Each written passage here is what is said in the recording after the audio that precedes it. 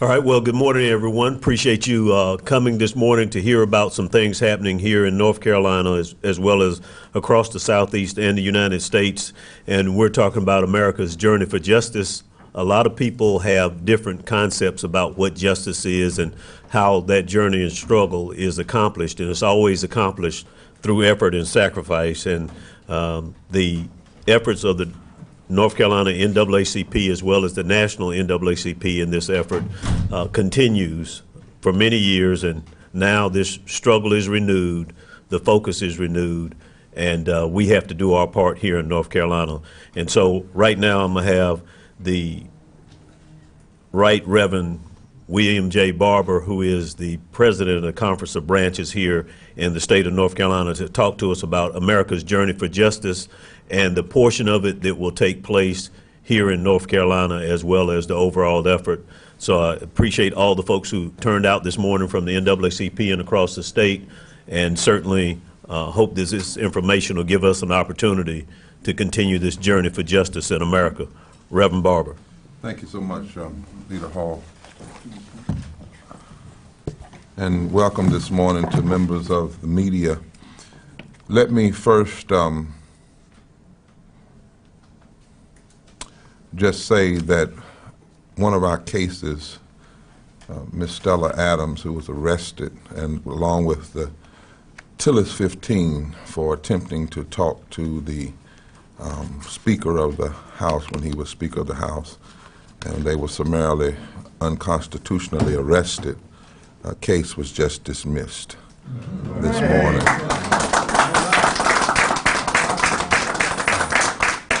At some point, the legislators who are in the majority currently in this House are going to learn that this is the people's house, and that when we come, the Constitution gives us a right to instruct our legislators,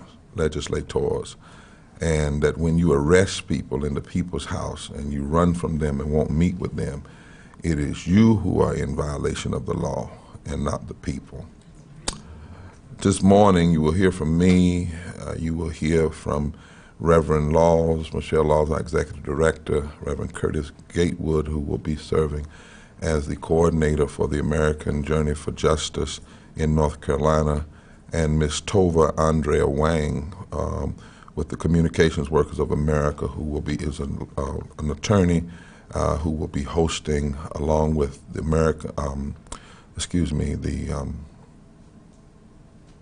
Southern Coalition, as well as the Advancement Project, a special teach-in around voter suppression and voter rights. Let me first also thank Representative Mickey Mashaw, who's here this morning, and who, doing the trial in Winston-Salem, was more than brilliant in his telling of the story of voting in this country, and was featured recently along with Miss Rosa O'Neill in a major article that the New York Times did on the undoing of America. And we have actually sent to the media that story online as a part of our press release. Let me also this morning honor the legacy of Mr. Julian Bond, Mr. Chairman. Amen. He was a Frederick Douglass of our time, who said, "Those who say race is history have it wrong. History is race," said Mr. Bond, and who told us in a speech last year that those who want to believe that 250 years of slavery and 100 years of legalized Jim Crow have all been wiped out by 50 years of reluctant and modest implementation of laws to address historic and unprecedented American racism are sadly mistaken. Mr. Bond was a founder of the Student Nonviolent Coordinating Committee. He was a deep and passionate supporter of the Forward Together movement from the very beginning. He often gave me counsel and allowed me the privilege of working with him, and then making the motion. He allowed me to make the motion in the NAACP support for our LGBTQ family and citizens.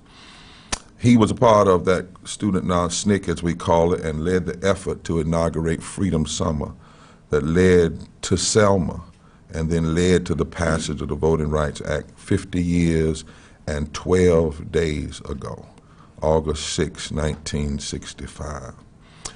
And it's because of this history, members of the media and North Carolinians, and so much more, and because of the extreme regressivism that we're seeing today, the NAACP, where I'm a member along with Ms. Carolyn Q. Coleman of the National Board, where I serve as chair of the Political Action and Legislative Committee, along with our president, Attorney Cornell Brooks, have engaged since August 1 an 880-mile journey for justice from Selma to D.C., declaring this theme: number one, our votes and our lives, our schools and our jobs matter.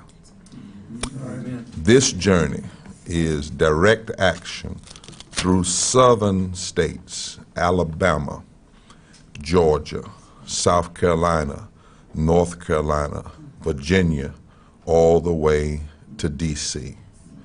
It is a journey to call for the Congress to cease its more than 2-year non-action and political filibuster on fixing and restoring Section 4 and Section 5 of the Voting Rights Act. It is a journey to pass criminal justice reform that will stop police violence against unarmed black people. It is a journey to pass legislation that will fully support public education, our schools, our students, and our teachers. It is a journey to pass legislation that will address poverty and call for raising the minimum wage to a living wage, as advocated by Raise Up 15. This journey will end in D.C., where there will be massive advocacy and lobbying on fixing the Voting Rights Act. And we are in conversation, I've been talking along with others, with clergy nationwide about the possibility of Moral Monday type action in the halls of Congress, especially around the denial of Congress to fix the Voting Rights Act. It's time for America to take a fresh journey for freedom. Amen. Now in North Carolina, the journey will focus on voting rights. It will focus on voting rights here, and we will journey up Highway 1 and 401 through southeastern North Carolina and the Piedmont. Why? Because that's where most of the 40 Voting Rights Act pre-clearance counties were prior to Shelby. But it's also where there has never been an African American on the Eastern District of the federal court. I want you to hear where we're walking. The Eastern District Federal Court looks like the civil rights movement never happened. And it is where Senator Burr is blocking a qualified black female from being approved by the Senate. President Obama's recommendation, fully vetted, and Senator Burr will not give her the blue slip, which means today the Eastern District through which we will walk looks as though there was never a march from Selma to Montgomery. Why this focus? The right to vote is the cornerstone of American democracy. The free exercise of the franchise of voting is essential to the preservation and protection of every other constitutional right. If you're concerned about health care, you have to be concerned about voting. If you're concerned about criminal justice reform or economic sustainability or addressing poverty or environmental justice, you have to be concerned and fight for free exercise of the franchise. But instead of embracing this important principle of inclusion, too many have recently sought to make it harder for Americans, especially black and other minorities, to vote. Today, the United States is experiencing an assault on voting rights that is historic in its scope and its intensity. The attempts to abridge the right to vote we have not seen since the 19th century. That is why when I was in Selma and spoke there twice during the 50th anniversary, a number of us, when we got to the top of the bridge where the people had been beaten 50 years ago, we were there with Miss Boynton and others. For a moment, we turned around and walked backwards to symbolize that we are actually seeing people attempt to take us backwards across the bridge rather than forward. Following the U.S. Supreme Court's devastating decision on June 25th, the Shelby County decision, that invalidated core protections in the Voting Rights Act, particularly Section 5 that required pre-clearance.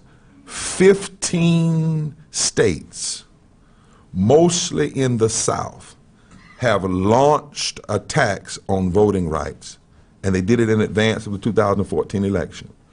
21 states have implemented some type of voter suppression law or policy that is directly targeted at black Americans and others who have been historically denied equal justice. And there are currently 113 voter suppression proposals pending in 33 states.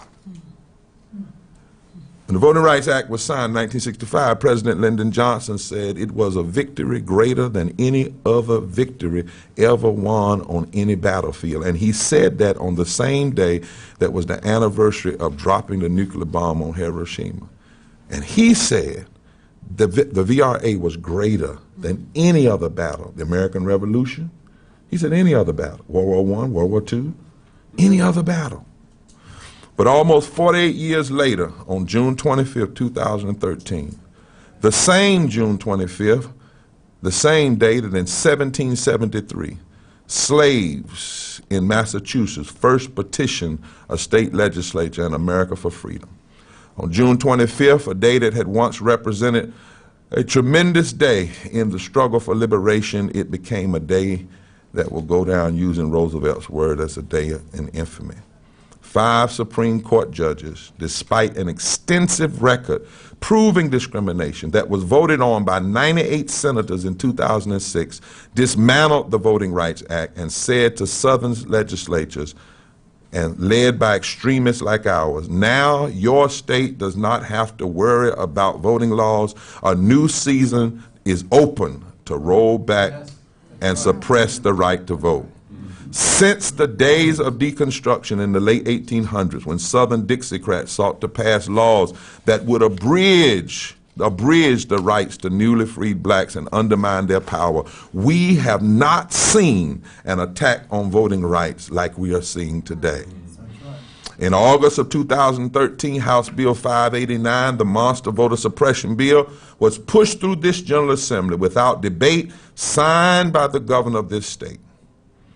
They used political power to desecrate the Voting Rights Act and to desecrate and to stop and deconstruct all of the advances we had made in this state to overcome barriers.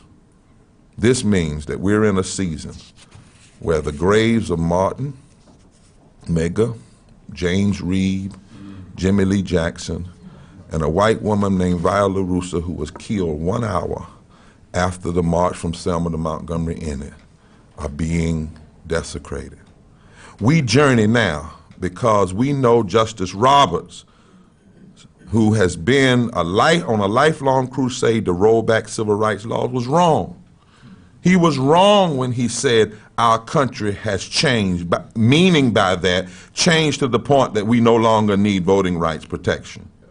He was wrong when he said that while America was once consumed by the kind of pervasive, flagrant, widespread, and rampant discrimination that could justify a fully operational voting rights, our nation now has sufficiently fixed its racism problem that the full-formed act can no longer exist. He was wrong. Yes. And one writer said it like this: the Constitution does not give the Supreme Court power to decide how much racism is enough racism to permit so-called extraordinary measures intended to correct it. To the contrary, the Constitution provides this, that the right of citizens of the United States to vote shall not be denied or abridged by the United States or by any state on account of race, color, or previous condition of servitude, and the Congress shall have the power to enforce this article by appropriate legislation. And Justice Ginsburg then was right in her dissent when she said to undo the Voting Rights Act is like removing your umbrella in a rainstorm because you're not getting wet. She said it is wrong, and it's a form of hubris, and it dismisses all of the sacrifices from Bloody Sunday to now. So that's why we journey. August 29th through September the 7th. We'll enter the state on the 29th down near Rockingham. On the 29th at 7:30 p.m., our youth will have a cultural teach-in at Southern Middle School in Aberdeen, North Carolina. On the 31st, and Ms. Wang will talk about this, we will have a voting rights teach-in at Pullen Memorial Baptist Church. On September the 1st, we will have simultaneous press conferences all over this state. Everywhere there is a congressional office or a senator's, U.S. representative or a senator's office, and we will be delivering letters demanding that the Senate act on the Voting Rights Amendment Act that's in the Senate now, filed by Patrick Leahy, that would properly restore the protections of the Voting Rights Act. And then on September the 3rd, right here in Raleigh, we will do a leg of the march, and we will rally right in front of the governor's office. Our national president will join us that day. That will be one day after we go back to the Supreme Court to address the issues of redistricting. Because the Supreme Court, and the media hadn't talked enough about this, the Supreme Court of this United States sent the redistricting decision of the North Carolina Supreme Court back to them and said, you didn't ask the right questions about race when you made this decision. The Supreme Court that we're often critical of sent it back and said, we're not considering this because you did not do your job and ask the right questions about race, which means that this current legislature is actually unconstitutionally constituted because the very district lines do not meet the standards of the Constitution, and now our Supreme Court has to review that again. Let me call on now Reverend Michelle Laws to have some critical comments, then Reverend Curtis Gatewood, and then Ms. Tova Andrea Wang. Then we will take questions from the media. Thank you, Reverend Barbara, and members of the media and press. I've been asked to talk briefly about how we are mobilizing our state conference. First, I would like to state that the North Carolina State Conference of the NAACP is the second largest state conference in the country and the largest in the South. Our roots are deep in North Carolina and our reach is wide. And we have mobilized and are continuing to mobilize our state conference branches that exist currently in 91 of the 100 counties in North Carolina. We are perhaps among the top largest organizations in North Carolina in terms of membership. As Reverend Barbara mentioned, our journey of, or leg of the American Journey for Justice will constitute going up US 1 and 401, touching Richmond, Scotland, Moore, Hoke, Cumberland, Harnett, Wake, Franklin, and Warren counties. We have our state branches along those routes getting ready to meet as well as to walk. I would also like to state that not only are we mobilizing our state conference branches around the American Journey for Justice, but we are ever so mindful of the year that lies ahead in 2016. And so we are also mobilizing strong GOTV as well as voter education efforts in North Carolina. I, along with our team, are excited about our partners, HK&J partners, as well as our moral movement partners. And I will ask Reverend Curtis Gatewood to talk about the mobilization beyond the reach of the North Carolina NAACP. My main point simply is we are a strong and mighty state conference, and we are putting all of our boots on the ground, and particularly around those counties that I mentioned, to make this a very successful leg of the American Journey for Justice, and we're excited and glad to be a part of it. Amen. Amen. God bless you. Dr. Barbara, Reverend Laws. Not only the North Carolina NAACP, as you've heard, we gracefully has emerged as one of the largest state conferences in the nation, second only to New York, but in the state of North Carolina, thanks to leaders like Reverend Barbara, Reverend Laws, we're known across the nation for Moral Mondays, historic Thousands on Jones Street, HK&J, and the larger Forward Together Moral Movement. With that said, the National NAACP and others across the state anticipate North Carolina playing a major inspirational and exemplary role in this timely journey because of great people like our coalition partners. Such as prominent labor organizations, you'll hear from one later, democracy, nonpartisan civic organizations like Democracy in North Carolina, organizations dealing with the environment, environmental justice, organizations, women, organizations, women's rights, LGBTQ, religious church organizations, anti-death penalty organizations, organizations representing black lives, brown lives, poor lives, and other lives which seem to not have mattered for generations due to institutional classism and racism, all will be coming together to say our votes matter, our schools matter, our jobs matter, our children matter. Right. So what we're going to do is we're going to be talking with the various leaders in these organizations. We are networking along the route of this. You've heard the counties that are being laid out. We are connecting with our organizations who have actual chapters in some of those routes. We'll be working as part of what we would call local teams or organizing teams coming up the route. And they will also be working together with the local branches. And if you wanted to sign up, you can go to our website, naacpnc.org. You can call our office at 919-682-4700. You can ask for the American Journey for Justice Coalition Coordinator, or you can ask for one of our field secretaries, and we'll be more than happy to work with you. We also have a youth component, which will be led by Brother Tyler Swanson, who will also be a part of the mobilization team. We're thankful for the support that we are receiving. Our phones are ringing off the hooks. Our website is basically on fire, and we're thankful to our leadership, and we're thankful to all of our partners. Thank you, Reverend Gatewood. Thank you. Let me ask Attorney Tova Wang, who will be coordinating this major teach-in on August the 31st around voting suppression and voter rights across the country here in North Carolina. Good morning, and thank you for having me. My name is Tova Wang. I am the Director of Democracy Programs at the Communication Workers of America.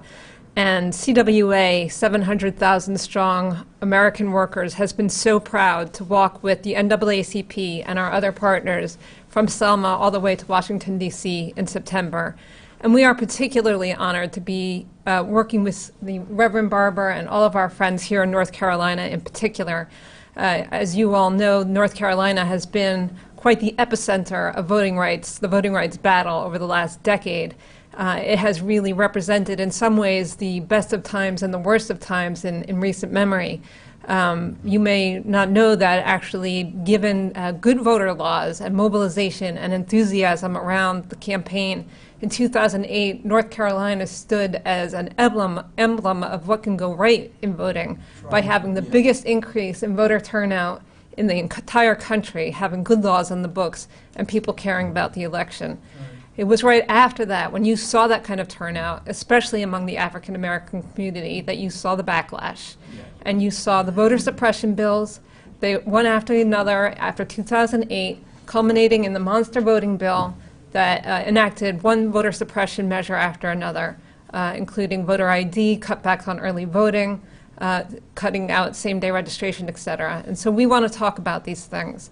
I would say also that in the best of times story, also to include the Moral Monday movement, North Carolina is also leading the way in fighting back against these restrictive voting laws and really shines as an example of what the people can do in response to these kinds of measures and stands as an inspiration to the rest of the country. So we're going to take an opportunity to have a discussion about these issues on August 31st in the evening at Pulling Church. I will be facilitating it, but we will be having a number of speakers to lead the discussion, including Bob Hall from Democracy North Carolina, who will talk to us about how we got to this place, especially in North Carolina. How did we get from having this great turnout just a few years ago to now having vote suppression unlike any place else in the country? We will be having the great litigators who fought in the courts for us in North Carolina, who will talk about the litigation, where it stands, the arguments they made, how they were able to demonstrate that the laws that have been put in place right after the Shelby decision are racially discriminatory. We hope to also have some of their clients who took the brave step of telling their stories about how they were actually disenfranchised during the last elections because of this law. And we will also, of course, be joined by the Rev Barbara to put it all together for us as to what we do next, regardless of the outcome of the litigation and what happens in court.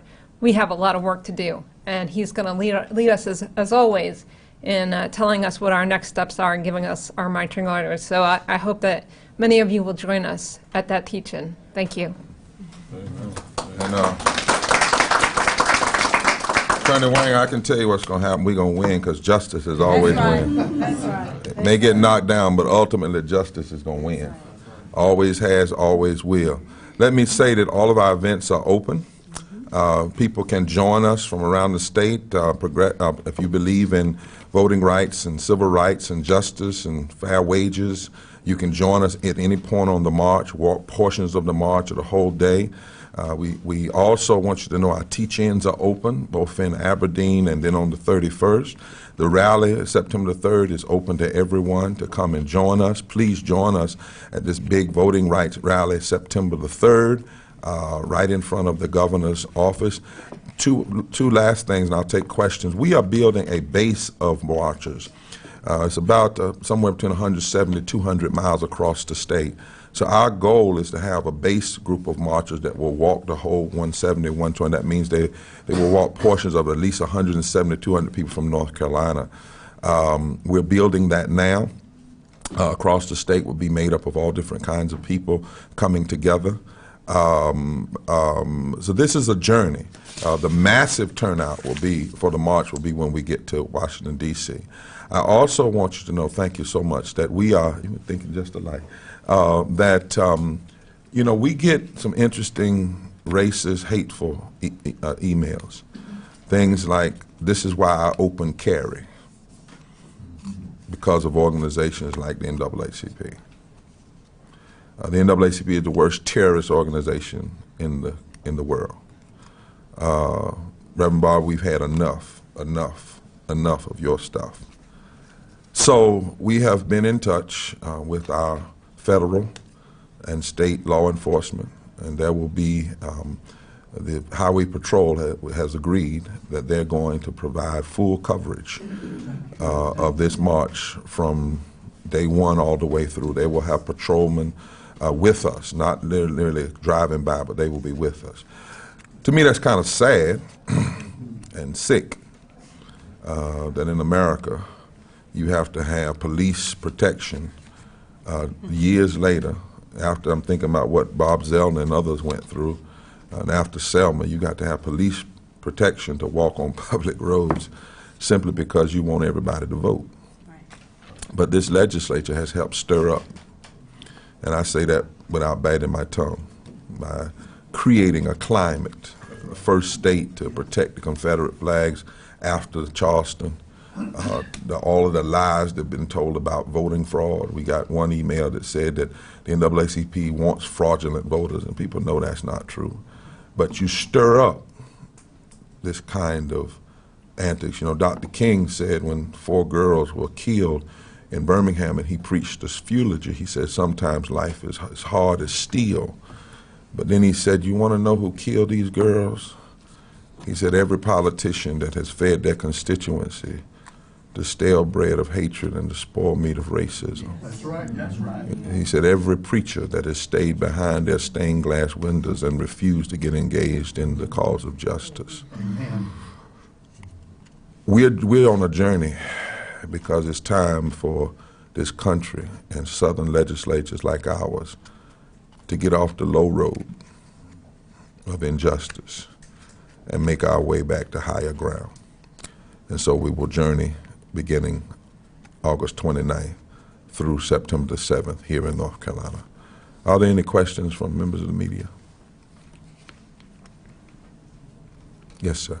And who are you with? Pat Gannon from the Inside. Yes, sir. Early on, you mentioned the dismissal or the, I think the dismissal of the Of- case. yeah, from the that makes Tilson. 960 some. I'm not Do sure. you know who her attorney was, or who might have more details on that? Scott Holmes. Scott Holmes, attorney Scott Holmes. Yeah, he's been leading us a number. But what's so serious about that in the context of this journey? As I said, think about this. We're fighting for voting rights, for living wages, for public education, health care for all people, protection for the LGBT community, environmental justice, and criminal justice reform. And we get death threats. And we get locked up in our General Assembly. Just think about that for a minute. Just think about that. We're fighting to uphold what the Constitution says.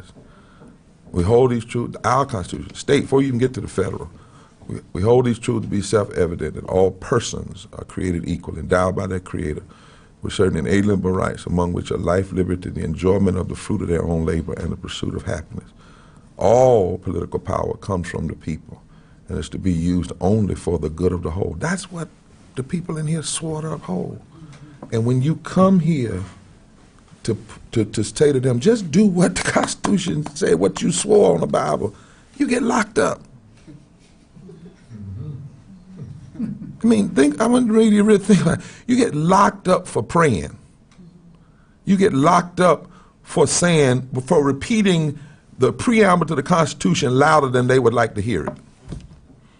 You get locked up for saying pay people a living wage. You get locked up for trying to have an appointment with the Speaker of the House, who's now a senator, and you just sitting in the office saying, we want to talk to you about why you aren't expanding Medicaid, particularly since here's a woman dying, sick with cervical cancer, who would be covered. And then when you decide to just walk, 50 years after the Voting Rights Act, you have to call on the Highway Patrol, the SBI, and the FBI just to walk down the public road and stand up for what America says we're all about. But nothing's going to deter us. Amen. Nothing. Because we've come too far to turn back now. Any other? Thank you so much. God bless you this morning.